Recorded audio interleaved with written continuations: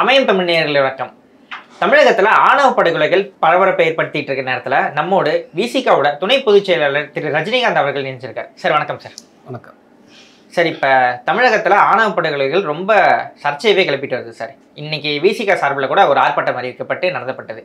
இப்போ திமுக வந்து ஆணவ படுகொலைக்கு எதிர்த்து சட்டம் இயற்றதுல என்ன சார் பிரச்சனை? அதுதான் எங்களுக்கும் புரியலை. ஏன்னா திராவிட முன்னேற்ற கழகம் என்பது தந்தை பெரியாருடைய கொள்கைகளை உள்வாங்கிய கட்சி அப்படின்னு சொல்கிறாங்க. அப்படி இருக்கும்பொழுது தந்தை பெரியார் தான் அவர் வந்து திராவிட முன்னேற்ற கழகத்தினுடைய கொள்கை தலைவர். அதாவது திமுகவுடைய முதுபெரும் தலைவர் அண்ணாதுரை அவர்கள் கட்சி ஆரம்பிக்கும் போது கூட தன்னுடைய தலைவர் பொறுப்பை அவர் எடுத்துக்கல. தலைவர் வந்து பெரியார் தான் என்றைக்கும், நான் பொதுச் செயலாளர் அப்படின்னு சொன்னார். அப்படி வந்து பெரியாரை ஏற்றுக்கொண்டால் சமூக நீதியை ஏற்றுக்கொள்வதாக பொருள், பெரியாரை ஏற்றுக்கொண்டால் சாதியை எதிர்ப்பதாக பொருள், பெரியாரை ஏற்றுக்கொண்டால் இந்த மண்ணிலிருந்து ஏற்றத்தாழ்வை ஒழிப்பதாக பொருள். அப்படி இருக்கும்பொழுது இன்னைக்கு வந்து ஆணவ படுகொலைகள் நடந்துக்கிட்டு இருக்கு, தினந்தோறும் நடக்குது. கிட்டத்தட்ட பார்த்தீங்கன்னா சென்ற ஆண்டு மட்டும் 162 படுகொலைகள், சென்ற 4 ஆண்டுகளில் வந்து 162 படுகொலைகள்னு சொல்லிட்டு கிரைம் ரெக்கார்ட் பியூரோ சொல்லுது. சரிங்களா, நேஷனல் கிரைம் ரெக்கார்ட் பியூரோ சொல்லுது. அப்படி இருக்கும்பொழுது தமிழ்நாட்டின் தொடர்ச்சியாக இது நடக்குது. தமிழ்நாட்டில் நீங்கள் பார்த்தீங்கன்னா இளவரசன் படுகொலை, அதாவது மீடியாக்களில் பேசப்பட்ட சம்பவங்கள் நான் சொல்கிறேன். அதே போல் வந்து உடுமலைப்பேட்டை சங்கர் படுகொலை, ஓமலூர் கோகுல்ராஜ் படுகொலை, இன்றைக்கி கவின் படுகொலை, இதுபோல் வெளியில் பெயர் வெளியில் தெரியாத எத்தனையோ படுகொலைகள் நடந்துகிட்டு இருக்கு. அப்போ இதை தடுப்பதற்கு ஒரு சட்டம் வேணும் தானே. இப்போ நான் சொல்கிறது எல்லாமே இறந்தவங்க தலித் சமூகத்தை சார்ந்தவங்க. இப்போ வந்து இந்த ஆணவ படுகொலை தடுக்கிற சட்டம் என்பது பொதுவானதாக வந்து தேவைப்படுது, எல்லா சமூகத்துக்கும் தேவைப்படுது. ஒரே சமூகத்தில் கூட ஏழை பணக்காரர்கள் இடத்துல திருமணம் நடந்தால் அங்கே கொலை நடக்குது. அல்லது வந்து பிற்படுத்தப்பட்ட சமூகங்கள்லேயே வந்து வேறு சமூகத்தில், இப்போ ஒரு உதாரணத்துக்கு சொல்கிறேன், ஒரு வன்னியர் சமூகத்திலேருந்து இன்னொரு வந்து கல்லர் சமூகத்தை சார்ந்தவங்களுக்குள்ளே திருமணம் நடந்தால் அங்கே கூட கொலை நடக்குது. அப்போ ஆணவ படுகொலை என்பது சமூகத்துக்கு எதிரான குற்றம். இந்த சமூகத்துக்கு எதிரான குற்றத்தை தடுப்பதற்கு ஒரு சட்டம் தேவையா இல்லையா? ஏன் அந்த சட்டத்தை நிறைவேற்றுவதற்கு இவ்வளவு தயக்கம் திமுகவுக்கு என்பதுதான் எங்களுடைய கேள்வியாக இருக்குது. நாங்கள் தொடர்ச்சியாக கிட்டத்தட்ட 10 ஆண்டுகளுக்கு மேலே ஆணவ படுகொலைக்கு எதிராக வந்து சட்டம் இயற்றுன்னு சொல்லி விடுதலை சிறுத்தைகள் கட்சி வந்து கோரிக்கை வச்சுக்கிட்டு தான் இருக்கும். எங்கள் தலைவர் டாக்டர் எழுச்சி தமிழ் கோரிக்கை வச்சுக்கிட்டு தான் இருக்கார். எது தடுக்கிறது? ஏன் இந்த தயக்கம்? ஏன் உங்களுக்கு சட்டமியற்ற வந்து மனம் வரவில்லை? என்ன சொல்கிறாரு மாண்புமிகு மு.க. ஸ்டாலின் அவர்கள் சட்டசபையில் என்ன சொல்கிறாருன்னா, இருக்கிற சட்டங்கள் போதும், ஐபிசியே போதும், இன்றைக்கி பிஎன்எஸ் இந்திய தண்டனை சட்டமே போதும், இதுக்கு எதுக்கு சிறப்பு சட்டம் அப்படின்னு கேட்குறாரு. இந்திய தண்டனை சட்டமே போதும் என்று சொன்னால் அப்போ எதற்கு வந்து விமன் ஹராஸ்மெண்ட் ஆக்டு, அதுக்கு எதுக்கு வந்து பெண்கள் வதை தடுப்பு சட்டம், எதற்கு வரதட்சணை தடுப்பு சட்டம், எதற்கு SC/ST வன்கொடுமை தடுப்பு சட்டம் 1989 கொண்டு வரப்படுகிறது? இப்போ ஐபிசினா எல்லாத்துக்குமே தண்டனை உண்டு அப்படின்னா அந்த ஐபிசி செயல்பட்டால் போதுன்னு சொன்னால் இத்தனை சிறப்பு சட்டங்கள் எதற்காக? பெண்கள் வந்து வேலை பார்க்கிற இடத்துல வன்கொடுமைக்கு ஆளாகக்கூடாது, பாலியல் தொந்தரவுக்கு ஆளாகக்கூடாது என்பதற்காக ஒரு சட்டம் இருக்கிறது. இப்போ இத்தனை சிறப்பு சட்டம் இருக்கும் பொழுது இந்த ஆணவ படுகொலை என்பது நடந்துக்கிட்டு தானே இருக்குது. நடக்காத ஒன்றுக்கா நம்ம சட்டம் கேட்குறோம். சார், ஒருவேளை இடைநிலை சாதிகளை வந்து எங்கே நம்ம சட்டம் ஏற்றினா அவங்களோட வாக்குகள் நமக்கு வராது அப்படின்னு திமுக யோசிக்குதோ? இல்லை, அப்படி தான் வந்து யோசிக்க தோணுது. அவங்க அப்படி யோசிக்கிறாங்களோ என்ற ஐயம் நமக்கு எழுது. காரணம் என்ன காரணங்க? நான் என்ன கேட்குறேன், இது யார் கோச்சிக்க போகிறா? நீங்கள் இது குற்றங்களை தடுக்கணுமா இல்லையா? அப்படின்னு பார்த்தா எல்லாரும் தான் கோச்சிக்குவாங்க. பெண்களுக்கு ஆதரவாக சட்டம் போட்டால் ஆண்கள் கோச்சிக்குவாங்க நினைக்க முடியுமா?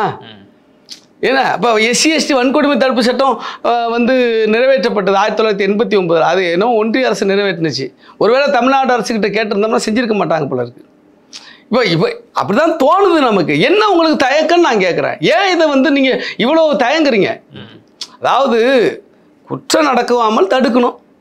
அப்போ குற்றம் நடக்காமல் தடுக்கணும், அதுக்கு சட்டம் வேணும்.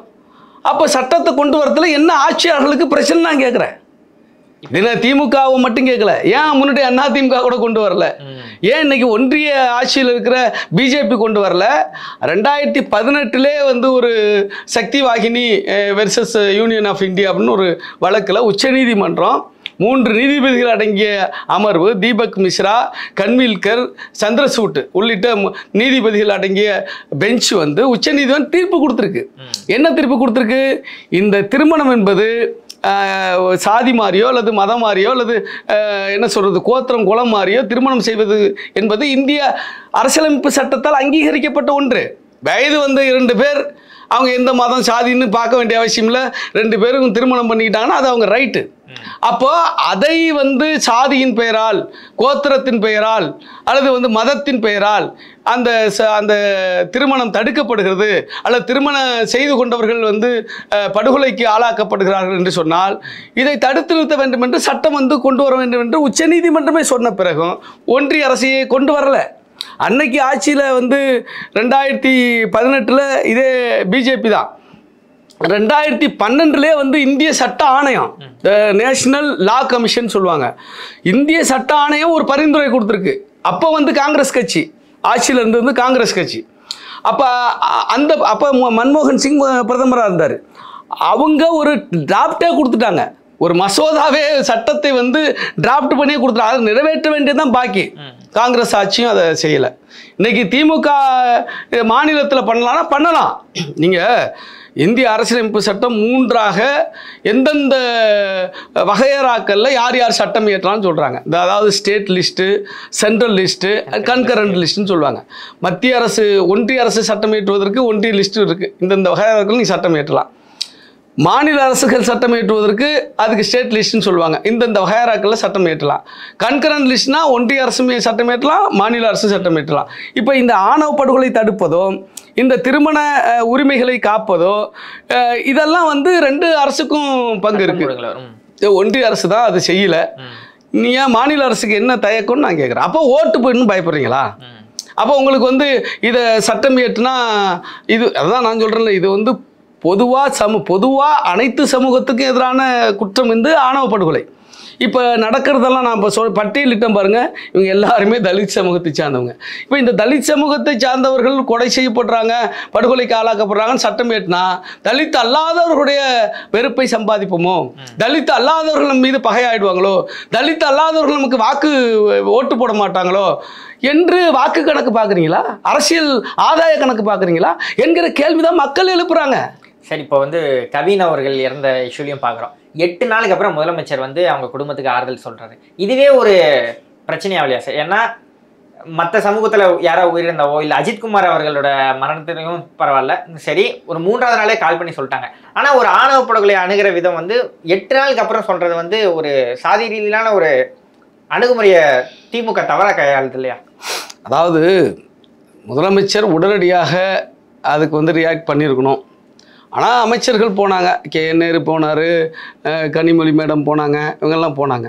ஆனால் இந்த தாமதம் வந்து தவிர்க்கப்பட வேண்டிய ஒன்று தான். இந்த தாமதத்தை அவர் பண்ணியிருக்கக்கூடாது. 2வது இன்னொரு விஷயம் என்னென்னா, இதில் ஜாதி, இதில் வந்து மற்ற இன்னொரு சமூகம் கோச்சிக்கும், அவங்க ஓட்டுக்கிட்டு போயிடும் என்று பார்க்கவே கூடாது. அதனால தான் இங்கே ஜாதி இருக்கிறதுக்கு காரணமாக தாங்க. இங்கே வந்து இந்த குற்றங்கள் நடப்புறதுக்கு காரணம் என்னன்னா, எல்லாத்துலேயும் அரசியல் லாப நட்ட கணக்கு பார்க்குறது தான்.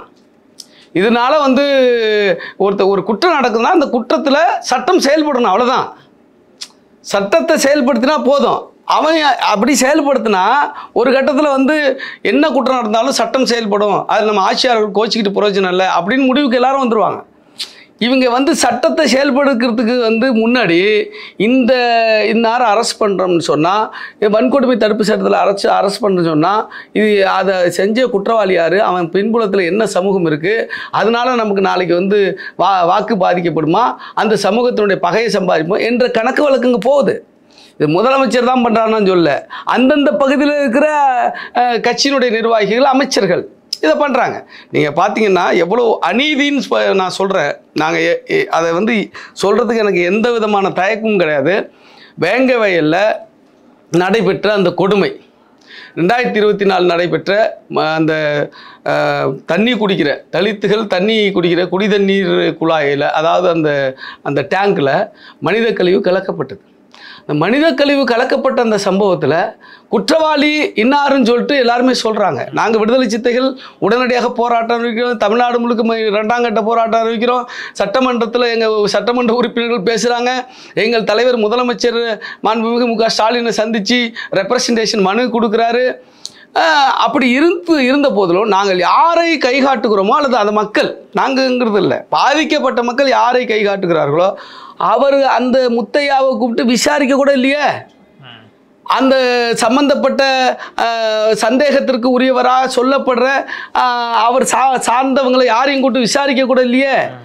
எவன் ஏறி பார்த்துட்டு இப்படி இருக்கு, இந்த மாதிரி கழிவு கிடக்கு என்று சொன்னார்களோ, யார் வீட்டில் பாதிப்பு நடந்துச்சோ, யாருடைய குழந்தைய தூக்கிட்டு போய் ஹாஸ்பிட்டலில் சேர்த்தமோ, யார் தண்ணியை குடிச்சிட்டு பாதிக்கப்பட்டானோ அவனையே கூட்டு குற்றவாளியாக மாற்றுவதும், அந்த குழந்தையோட அப்பனையே குற்றவாளியாக மாற்றுவதும், ஏறி பார்த்து இது இந்த மாதிரி அநியாயம் நடந்திருக்குன்னு சொன்னவனையே குற்றவாளியாக மாற்றுவதும் என்ன மாடல் இது?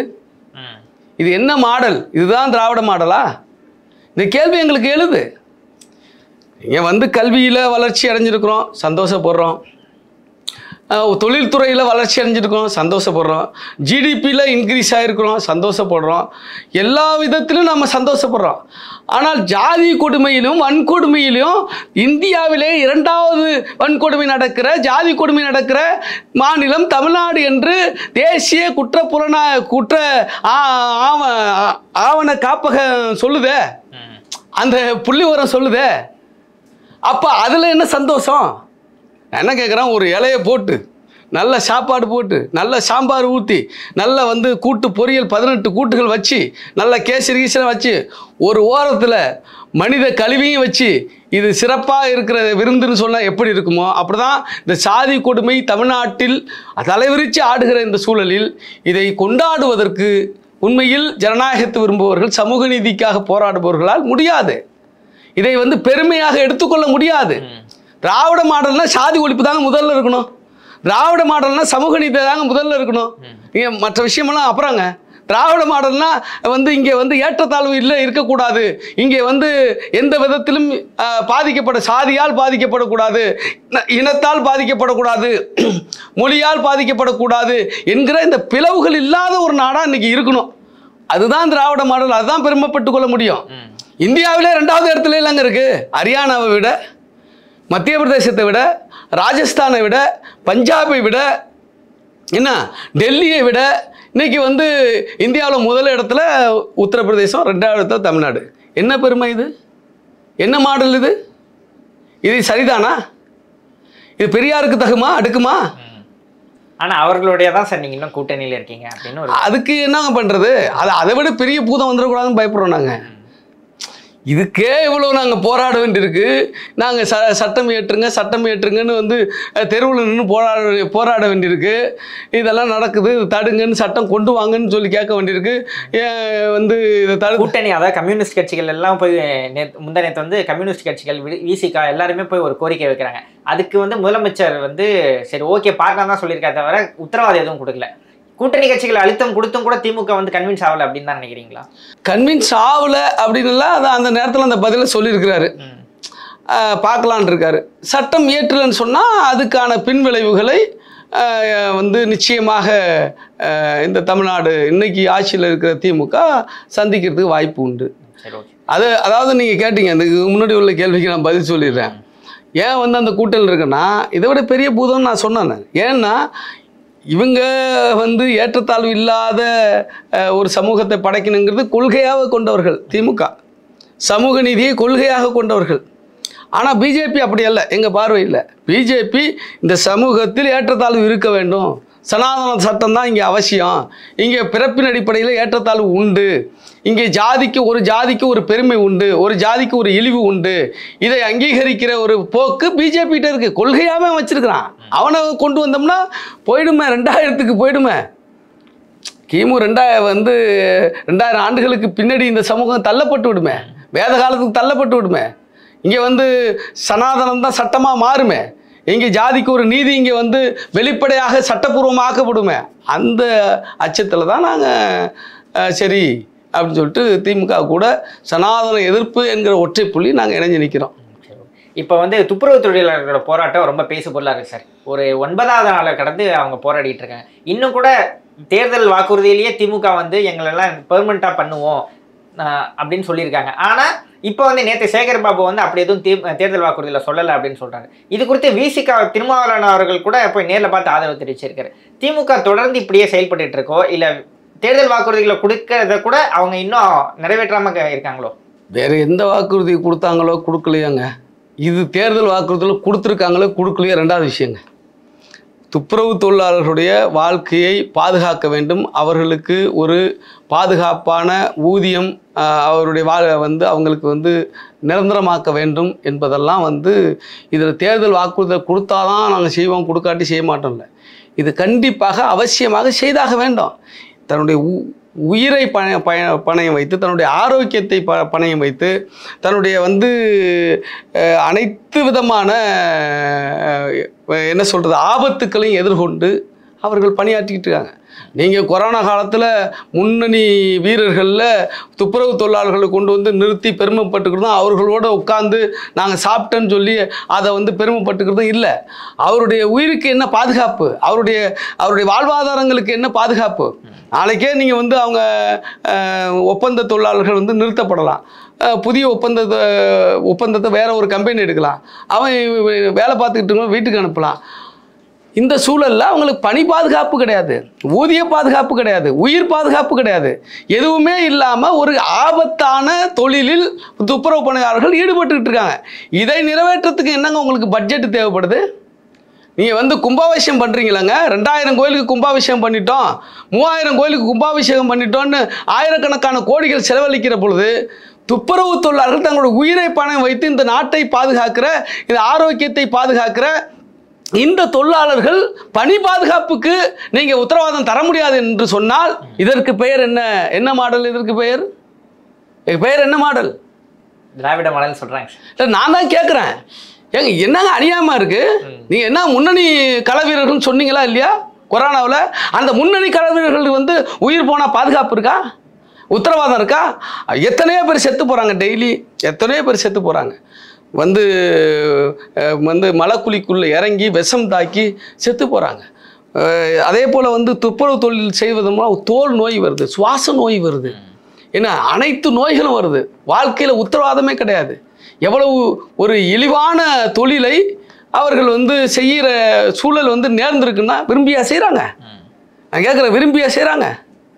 அப்போ அப்படி வந்து தொழிலை செய்கிறவர்கள் நீங்கள் பாராட்டுறதும் வந்து விருது கொடுக்குறதும் அல்லது கூட உட்காந்து சாப்பிட்றதுமா தேவை? அவங்க பணிக்கு பாதுகாப்பு வேண்டாமா? இதெல்லாம் வந்து இந்த மாதிரி யார் சொன்னாலும் அது அயோக்கியத்தனம் என்று நான் சொல்லுவேன். சரி, ஓகே சார். இப்போ வந்து வாக்கு அரசியலை பற்றி பேசுனீங்க. பொது தொகுதியை வந்து தலித் வேட்பாளர்களை நிப்பாட்ட மாட்டாங்க. 2 கட்சியிலுமே, இருபெரும் திராவிட கட்சியிலுமே, திமுகவும் சரி அதிமுகவும் சரி, 2 பேருமே வந்து பொது தொகுதியில் வந்து தலித் வேட்பாளர் நிப்பாட்ட மாட்டாங்க அப்படின்னு ஒரு குற்றச்சாட்டு வைக்கிறாங்க. இது வந்து தமிழக மக்கள் மேலே குறை சொல்லுவீங்களா, இல்லை அவங்களுக்கே ஒரு பயம் இருக்கா, எங்க தலித் வேட்பாளர் நிப்பாட்டினா நம்ம வந்து தோற்றுருவோமே அப்படிங்கிற ஒரு பயத்தில் அப்படி செய்ய மாட்டாங்கன்னு நினைக்கிறீங்களா? அதாவது அதுதான் புரட்சியாளர் டாக்டர் அம்பேத்கர் அவர்கள் அரசியலில் சமூக நீதியை இந்திய அரசியலமைப்பு சட்டத்தில் உறுதிப்படுத்தவில்லை என்று சொன்னால் ஒரு தலித்து கூட வந்து சீட்டு கிடைக்காது போல இருக்கு. ஒரு தலித்து கூட இந்த அரசியல் கட்சிகள் சீட்டு கொடுக்க மாட்டாங்க போல இருக்கு. அதான் இருக்கு நிலைமை. இப்போ அதிமுகவுக்கு என்ன சொல்லிட்டு இருக்கிறோம்? தலித் ஏழ்மலையாக திருச்சி நிறுத்தினாங்க, அதுதான் சொல்லிட்டு இருக்கிறோம். அது மாதிரி தான் 1, 2 தான் வந்து நீங்கள் சொல்ல முடியுமே தவிர, நீங்கள் ஆராசா பெரம்பூர் அவர் சொந்த ஊர், பெரம்பலூர் அவர் சொந்த ஊர். பெரம்பலூர் வந்து தனி தொகுதியாக இருக்கிற வரையும் அவருக்கு சீட்டு கொடுத்தாங்க. அங்கே பெரம்பலூர் வந்து பொது தொகுதி ஆக்கணுன்னே சொந்த ஊரை விட்டு நீலகிரிக்கு தனி தொகுதிக்கு அனுப்புகிறாங்க. ஏன் அந்த ஊர்லேயே கொடுத்தாங்கன்னா அவர் துணை போச்சு. இன்றைக்கி துணை போச்சா? அன்றைக்கும் நல்ல கொள்கை பரப்பு செயலாளர் தானே இருந்தார். அன்னைக்கு துணை போச்சார். சரி, துணை போச்சா தானே, கட்சியினுடைய மெயின் பாடியில் தானே இருக்கார். ஏன் அவருக்கு தாண்டி கொடுக்கணும்? இதெல்லாம் தாங்க கேள்வி கேட்குறோம் நாங்கள். நம்ம மாடல்னு சொல்லிக்கிட்டு இருந்ததில் பிரயோஜனம் இல்லை. மாடலாக இருக்கணும். மாடலாக இல்லாமல் மாடல்னு சும்மா வார்த்தையில் சொல்கிறதுல என்ன இருக்குது? இல்லை மக்கள் மேலேயும் தவறு இருக்குன்னு நினைக்கிறீங்களா? எங்க தலித் நிப்பாட்டினா நம்ம வந்து ஜெயிக்க மாட்டோம். நீங்கள் நிறுத்துங்க, அவன் ஓட்டு போகிறானா இல்லையான்னு அப்புறம் பாருங்க. ஏன் இந்த ஜெயிக்க முடியாது? ஏன் விசிகாவுக்கு தனி தொகுதியில் தான் சீட்டு கொடுத்து வந்து இருந்தாங்க. நாங்கள் போராடி பொது தொகுதியை கேட்டோம். எஸ்எஸ் பாலாஜி இன்னைக்கு வந்து திருப்பூரில் சட்டமன்ற உறுப்பினராக இருக்குது. அது என்ன தலித்துகள் மட்டும்தான் ஓட்டு போட்டிருக்காங்க? ஓட்டு போட ரெடியாக தாங்க இருக்கு. நீங்கள் சீட்டு கொடுங்க, மக்கள் ஓட்டு போட ரெடியாக இருக்கிறாங்க. நீங்கள் சீட்டு கொடுங்க, நீங்கள் நிற்க வைங்க. இப்படி தான் வந்து சாதியை ஒழிக்க முடியும். இப்படி தான் வந்து மக்கள் மனதில் மாற்றத்தை ஏற்படுத்த முடியும். நீங்கள் வந்து மக்கள் மனதில் மாற்றம் ஏற்படும், அப்போ தான் ஜாதி ஒழியினா எப்போ ஏற்படும்? மக்கள் மனதில் தான் மாற்றம் ஏற்பட்டு தான் ஜாதி ஒழியணும்னா சட்டமே தேவையில்லையே. இப்போ ஜாதி இல்லைங்க, குற்றமே நடக்காதுன்னு சொல்லலாமே. ஏன் டிராஃபிக்கில் போனால் ஃபைன் போடுற? ஏன் ஹெல்மெட் போடாட்டி வந்து வண்டியை சீஸ் பண்ணுற? ஏன் லைசன்ஸ் இல்லாமல் போனாக்கா வந்து வண்டியை பிடிங்கி வச்சுக்கிறீங்க? அப்போ நீங்கள் வந்து விழிப்புணர்வு ஏற்படுத்திட்டு விட வேண்டியதானே? ஒரு தண்டனைன்னு ஒன்று இருந்தால் தான், ஒரு சட்டம் என்றது ஒன்று இருந்தால் தான் அதை வந்து தடுக்க முடியும், அதை வந்து களைய முடியும், காலப்போக்கில் களைய முடியும். சட்டமே தேவையில்லைன்னு எப்படி சொல்ல முடியும்? சார், நேற்று வந்து திருமாவளவன் அவர்கள் ஜெயலலிதா பற்றி பேசுனது ஒரு சர்ச்சைக்குள்ளாகி இருக்கு சார். ஒரு பார்ப்பன பெண்ணை திராவிட இயக்கத்துக்கு தலைவராக வந்தது வந்து எம்ஜிஆர் விட்டதனால தான் அப்படின்ற மாதிரி ஒரு கருத்தை சொல்லியிருக்காரு. இது வந்து ஜெயலலிதா அவர்களை வந்து ஒரு கம்யூனிட்டிக்குள்ள சுருக்கிற மாதிரியான ஒரு கருத்தாக இருக்கே, அதை பற்றி நினைக்கிறேன். இல்லை, எங்கள் தலைவர் வந்து நேற்று நடந்த நிகழ்ச்சி கலைஞருடைய நினைவு நாளை ஒட்டி நடைபெற்ற கலைஞருக்கு புகழஞ்சி வந்து செலுத்திய ஒரு நிகழ்ச்சி. அந்த நிகழ்ச்சி கலைஞருடைய வந்து புகழை, கலைஞருடைய நினைவுகளை, அவர் எதிர்கொண்ட போராட்டங்களை குறித்து தான் எங்கள் தலைவர் உரையாற்றினார். அப்படி உரையாற்றும் பொழுது தமிழ்நாடு அரசியலில் கருணாநிதி எதிர்ப்பையே மையமாக கொண்டு 50 ஆண்டு காலம் இந்த அரசியல் சுழன்றது. அப்போ கலைஞரை எதிர்த்தவர்களில் மிக முக்கியமானவர்கள் எம்ஜிஆர் அவர்களும் ஜெயலலிதா அவர்களும். அப்போ எம்ஜிஆரையும் ஜெயலலிதாவையும் இந்த சமூகம் எப்படி பார்த்தது, கலைஞரை எப்படி பார்த்தது? எம்ஜிஆரும் ஜெயலலிதாவும் எதிர்கொண்ட பிரச்சனைகள் என்ன, கலைஞரை எதிர்கொண்ட பிரச்சனைகள் என்ன? இங்கே பார்ப்பனிய சக்திகள், சனாதன சக்திகள் கலைஞரை எதிர்த்த அளவிற்கு எம்ஜிஆரையும் ஜெயலலிதாவையும் எதிர்க்கவில்லை என்கிற பொருள்தான் அவர் பேசினார். அதை அவரே இன்னைக்கு சொல்லியிருக்கிறார். நான் வந்து சாதி ரீதியான கமெண்ட் நான் பாஸ் பண்ணலை அவங்க 2 பேரும் மேலேயும். நான் சொன்ன கருத்து தவறாக புரிந்து கொள்ளப்பட்டிருக்கு. நான் சொன்ன கருத்து இதுதான். கலைஞரை எதிர்த்த அளவிற்கு பார்ப்பனர்கள் எம்ஜிஆரையும் ஜெயலலிதாவும் எதிர்க்கவில்லை. அப்போ அவங்க நம்ம ஆளுன்னு கூட அவங்க நினைச்சிருக்கிறாங்களோ என்கிற காணாமல் போயிடுவாரு அப்படின்னு எடப்பாடி பழனிசாமி சொல்லியிருக்காரு. இப்படியே பேசிட்டு இருந்தாங்க. எடப்பாடி பழனிசாமி காணாமல் போயிட்டே இருக்காரு. 2026 தேர்தல் முடிஞ்சவொடனே முற்றிலும் காணாமல் போயிடுவார். அது அவருக்கு தெரியலை. அவரை காணாமல் போகக்கூடாதுன்னு நாங்களும் எவ்வளவோ அவருக்கு அட்வைஸ் பண்ணி பார்க்குறோம். எங்கள் தலைவர் எவ்வளோ சொல்கிறாரு, அவர் கேட்கல. அரசியலில் இன்றைக்கு தமிழ்நாட்டில் தீர்மானிக்கிற சக்தியாக விடுதலை சிறுத்தைகள் வளர்ந்துருக்கிறது. அரசியலை தீர்மானிக்கிற வந்து தேர்தலை தீர்மானிக்கிற, ஆட்சி அதிகாரத்தை தீர்மானிக்கிற ஒரு தலைவராக எங்கள் தலைவர் டாக்டர் எழுச்சி தமிழர் இருக்கிறாரு. ஆகவே நாங்கள் வந்து காணாமல் போகிறதுக்கு வாய்ப்பே கிடையாது. எடப்பாடி பழனிசாமி தான் காணாமல் போய் கொண்டிருக்கிறார். அவருக்கு நடந்துக்கிட்டு இருக்கிறத எங்கள் தலைவருக்கு அவர் சொல்கிறாரோன்னு தோணுது. 2026 தேர்தலுக்கு பிறகு யார் காணாமல் போவார்கள் என்பது இந்த தமிழகம் பார்க்க தான் போகுது. நிறைவாக ஒரு கேள்வி சார், தேர்தல் பணிகள்லாம் எப்படி போயிட்டுருக்கு? திமுக கிட்ட இரட்டை இலக்கத்தில் சீட்டு வாங்குவீங்களா? அதாவது விடுதலை சிறுத்தைகள் கட்சி இன்னைக்கு மிகப்பெரிய அளவில் வளர்ந்திருக்கிறது. அனைவருடைய ஏற்பையும் பெற்ற கட்சியாகவும் தலைவராகவும் விடுதலை சிறுத்தைகள் கட்சியும் எங்கள் தலைவர் டாக்டர் எழுச்சி தமிழ் இருக்கிறோம். இன்றைக்கி வந்து அனைத்து சமூகமும் வந்து ஏற்கனவே எத்தனையோ முத்திரைகள் சனாதன சக்திகள் குத்தினாலும் அத்தனை முத்திரைகளையும் கடந்து அவற்றையெல்லாம் வந்து பொய் என்று நிரூபித்து எங்கள் தலைவர் பொது மக்களுக்கான, அது அனைத்து மக்களுக்கான ஒரு தலைவர் தான். யார் பாதிக்கப்பட்டாலும் பாதிக்கப்பட்ட ஒரு பக்கம் நிற்கிற ஒரு கட்சி தான் விடுதலை சிறுத்தைகள் கட்சி. யார் பாதிக்கப்பட்டாலும் பாதிக்கப்பட்டவர்களுக்காக குரல் கொடுக்கின்ற தலைவர் தான் டாக்டர் எழுச்சி தமிழர் என்பதை நிரூபித்திருக்கிறார்.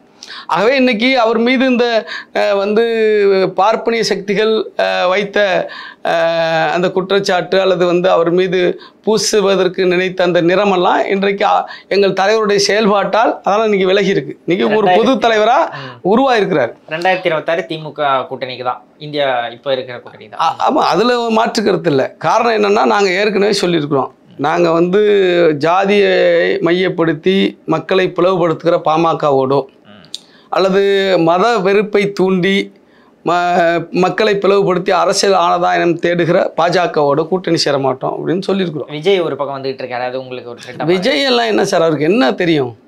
என்ன கேட்குறேன், விஜய்க்கு என்ன அரசியல் புரிதல் இருக்கு?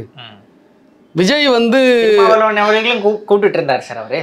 அவரு கூப்பிடுவார், அவருக்கு என்ன இருக்கு? அவரு கூப்பிட்டா வந்து எங்க தலைவருக்கு அல்லது வந்து இந்த சமூகத்தில் எடுத்துக்கிற அதே பெரியாரையும் அம்பேத்கரையும் தான் அவரோட கொள்கை தலைவராகவும் ஏற்றிருக்காரு. எல்லாருமே தான் சொல்றாங்க, அதுல என்ன இருக்கு? பிஜேபி கூட தான் அம்பேத்கரை வந்து கொண்டாடுறாங்க வந்து, ஆனா அவருக்கு எதிராக செயல்படலையா? அம்பேத்கரை வந்து கொண்டாடுறோம்னு சொல்லிக்கிட்டு அம்பேத்கருக்கு விழா எடுக்கிறோம், அம்பேத்கர் பிறந்த நாளை கொண்டாடுறோம் என்று சொல்லிக்கொண்டு அம்பேத்கருடைய கருத்தியலை, அம்பேத்கர் எழுதி தந்த இந்திய அரசியலமைப்பு சட்டத்தை இன்றைக்கு குழி தோண்டி புதைக்கிற வேலையை, சமூக நீதியை குழி தோண்டி புதைக்கிற வேலையை பாஜக செய்யலையா? விஜய் வந்து என்ன பண்ண போறாருன்னு பார்ப்போம். இந்த தேர்தலில் ஒரு தாக்கு பிடிக்கட்டும், வரட்டும். அவர் அந்த தன்னுடைய கொள்கையில் உறுதியாக நாங்கள் என்ன சொல்கிறோம், என்னுடைய பர்சனலாக கூட எடுத்துங்க, விஜயை பொறுத்தளவுக்கு பிஜேபியோடைய ப்ராடக்ட்னு நான் சொல்கிறேன். ஏன் அப்படி சொல்கிறேன்னா, விஜய் இன்னைக்கு வந்து பிஜேபியால் களமிறக்கி விடப்பட்டவர் தான் என்பது தான் என்னுடைய அனுமானம், என்னுடைய ஆய்வு. இப்போ திமுக கிட்டேருந்து 2 இலக்கத்தில் இப்போ நாங்கள் நிச்சயமாக அதான் சொல்ல வந்தது தான். அதாவது என்னென்னா, இன்னைக்கு திமுக கூட்டணியில் திமுகவுக்கு அடுத்த பெரிய கட்சி விசிகா தான். காங்கிரஸ் இருக்காங்களே சார். காங்கிரஸ் வந்து அகில இந்திய கட்சியாக இருக்கலாம், தமிழ்நாட்டில் விசிகா தான் பெரிய கட்சி. அதாவது என்னென்னா, எண்ணிக்கை அடிப்படையில், கிளைகள் அடிப்படையில், இன்றைக்கி வந்து மக்கள் அதாவது உறுப்பினர்கள் அடிப்படையில் நான் சொல்கிறேன். இன்றைக்கி தமிழ்நாடு முழுவதும் எந்த ஒரு கிராமத்திலும் கிளை இல்லாத கிராமமே இல்லைங்கிற வகையில் அனைத்து கிராமங்களிலும், தமிழ்நாட்டில் இருக்கிற அனைத்து பகுதிகளிலும் கட்சியும் கிளைகளும் கொண்ட ஒரு கட்டமைப்பு கொண்ட கட்சி விடுதலை சிறுத்தைகள் கட்சி. இன்றைக்கி வந்து திமுக கூட்டம் 40 தொகுதி பெறுவதற்கு கூட எங்களுக்கு தகுதி இருக்குது. சரிதானா? 40 தொகுதிகள் பெறுவதற்கு தகுதி கொண்ட இயக்கம் தான் விடுதலை சிறுத்தைகள் கட்சி.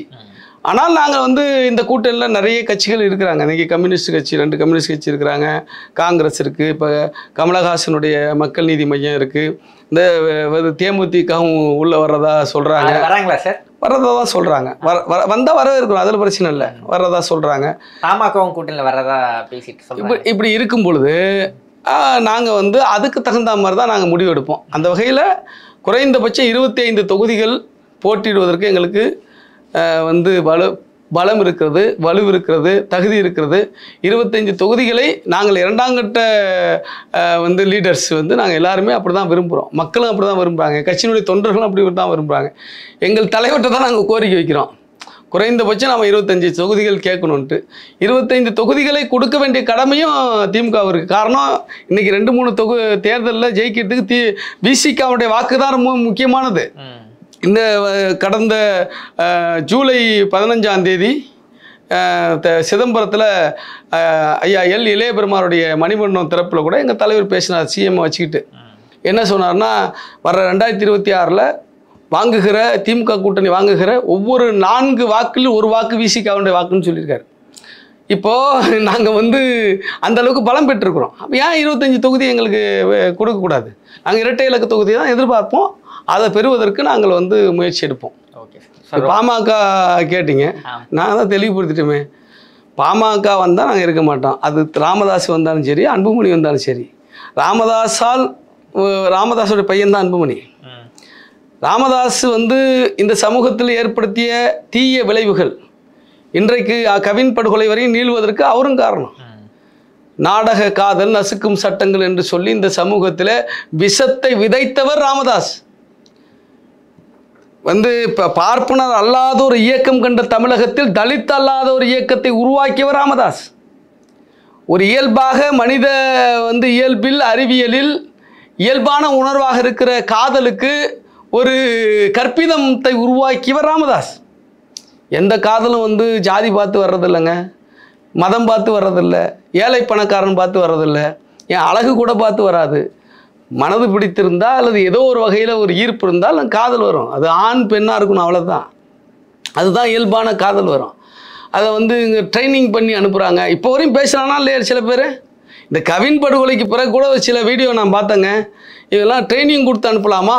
ஏன் வந்து இவர் தான் வெட்டு போடுறீங்களே, இதான் சாவுறீங்களே, அப்புறம் ஏன்டா இங்கே வந்து காதலிக்கிறீங்கன்னு கேட்குறேன். நான் என்னங்க கேட்குறேன், நீ வெட்டுறதுனால கொல்றதுனால இந்த காதல்லாம் வரக்கூடாதுன்னா எங்க ஆரியமாலா காத்தவராயன் காலத்திலேயே அது வந்து அந்த காதல் நின்று போயிருக்கணுங்க.